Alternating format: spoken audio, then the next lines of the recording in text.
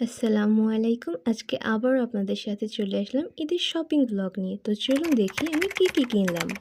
প্রথমে আমরা চলে এসেছিলাম বড় মামার বাসায় বেড়াতে। সেখান থেকে আমরা আমাদের বাসায় একটু ঘুরতে গিয়েছিলাম।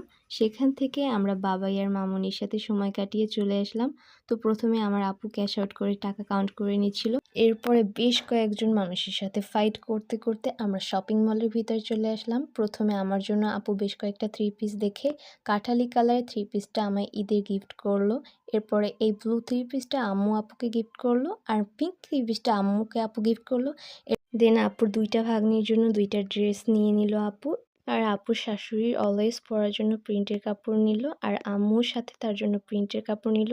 তো সাথে ম্যাচিং করে ওড়না নিয়ে নিল। দেন আমরা ড্রেসের সাথে ম্যাচিং করে অনেকগুলো লেস নিলাম। এই তো আমাদের কেনাকাটা শেষ। এই যে দেখছেন এই যে সুন্দর রাস্তা, না না এই রাস্তা ভেদ করে এই ভাঙাচুরা রাস্তা দিয়ে আমরা প্রবেশ করলাম। আর এই যে এত বছর ধরে আপনারা জানতেন গাছের পাতা সবুজ, আজকে দেখছেন গাছের পাতা লাল। আপনাদের দাওয়াত রইল এই রাস্তা ভিজিট করার জন্য। তো এই রেড কার্পেট করা রাস্তা দিয়ে ঝাঁকে খেতে খেতে আমরা বাসায় আসলাম। ঈদের বাকি কেনাকাটা আবার আপনাদের সাথে শেয়ার করব। আশা করি সাথে থাকবেন। আল্লাহ হাফেজ।